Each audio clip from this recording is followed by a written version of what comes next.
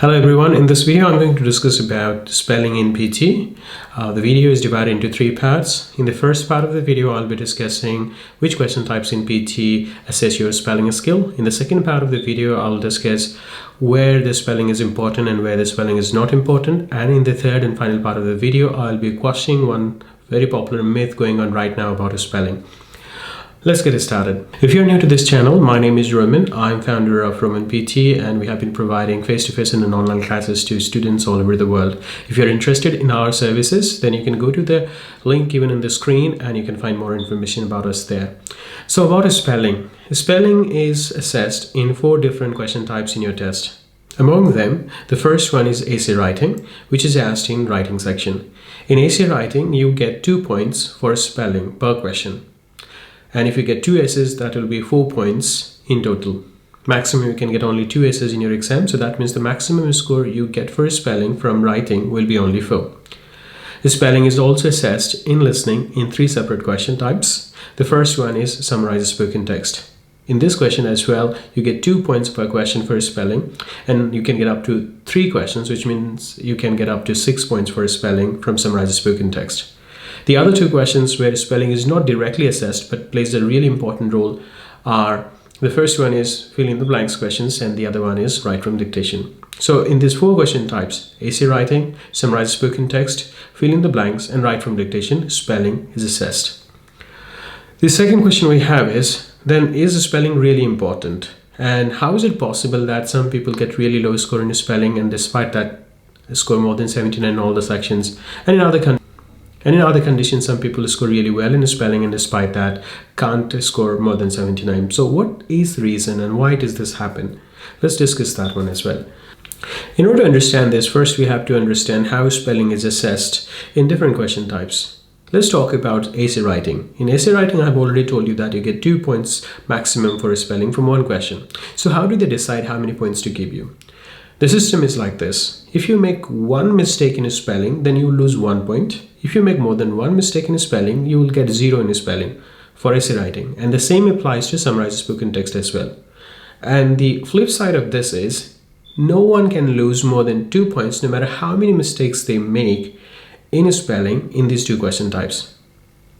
But the system, when it is trying to find out how good your spelling skill is, takes into consideration all the question types equally, which means, let's imagine for a moment that I did really poorly in spelling in summarized spoken text and in essay writing.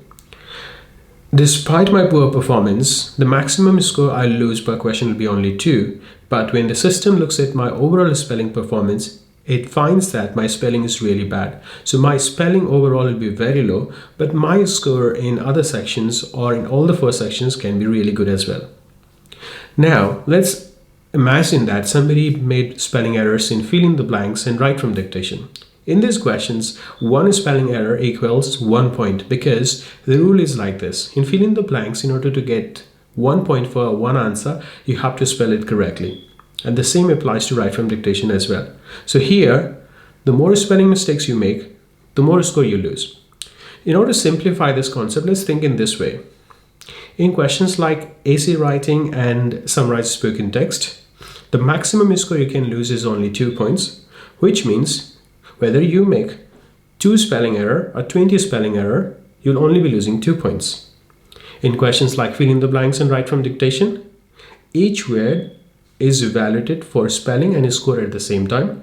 So if you make, let's say, 5 spelling errors in fill in the blanks, you'll be losing 5 points. If you make 5 spelling errors in write from dictation, you'll be losing 5 points. So if we look into the questions from this perspective, what we can see is making spelling errors in essay and summarized spoken text is not as damaging as making spelling errors in fill in the blanks and write from dictation. That is the reason why some people score very less in spelling, but despite that do really well overall. The reason behind this is most of their spelling errors were in summarized spoken text or in essay. Because of that, although they lost a score in spelling and their spelling score became low, they were still able to get good score in their communicative skills.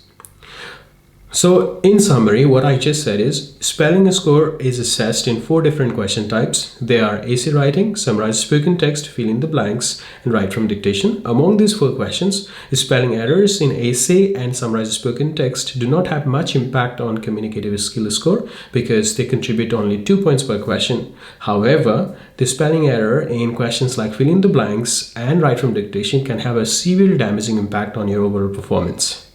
Now the last part of the video, as I promised, I'll be talking about one popular myth. There is one question people often ask me, and that is, should they be using backspace or not? Because they have heard somewhere that using backspace reduces your score. First thing is, that is absolutely not true. And the reason behind that is not based on any other person's experience or any other reasons. This is based on my personal experience. I have already attempted this exam 7 times, and in each attempt I have scored 90 in all the sections. If you look at my spelling skill is good, but because of my typing errors, I have to use backspace a lot. What I mean is, I know the spelling, it's just that I type wrong and then I have to correct it. So in my class, in the exam, I use backspace a lot. Despite that, I have never lost a score in spelling. So the myth that using backspace reduces the score and you should not be using the backspace is completely false. There is no rationale behind it. Now, some people might tell you that actually they followed this suggestion and they were able to increase their score in spelling. That might be true. But why? Because from one exam to another exam, scores vary tremendously. And if you look at your own score or the score of your friends, you will see the same thing. People get let's say 70 in one exam and then suddenly get 90 in another exam. So this variation may not have anything to do with your spelling ability or not using backspace. Another reason can be this. Some people told me that instead of using the backspace, you have to select the word and overwrite that word. Now, while doing this, you become slow. And since you are slow, you get more time to look at your mistakes. And because of that, perhaps you make fewer spelling mistakes. This could be another reason why some people may have done better while following this tip.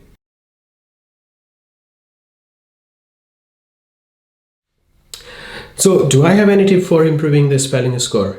Yes, I have 2 tips. The first is, if your spelling is really bad, of course, there is no other alternative than practicing the spelling of the most frequently used words in your exam so that you don't make those spelling errors, or not writing the words which you are not confident. The second trick is for those of you whose spelling skill is really good, it's just that you make typing errors, and when you try to check your work, you don't see these mistakes. And because of that, you lose the points. So if you are in the second category, I have a very simple tip for you. If you think you make a lot of spelling errors because of your typing problems or typing errors, then when you are checking your work, always check from bottom to the top. What that means is when we are writing essay, we go from introduction to body to conclusion.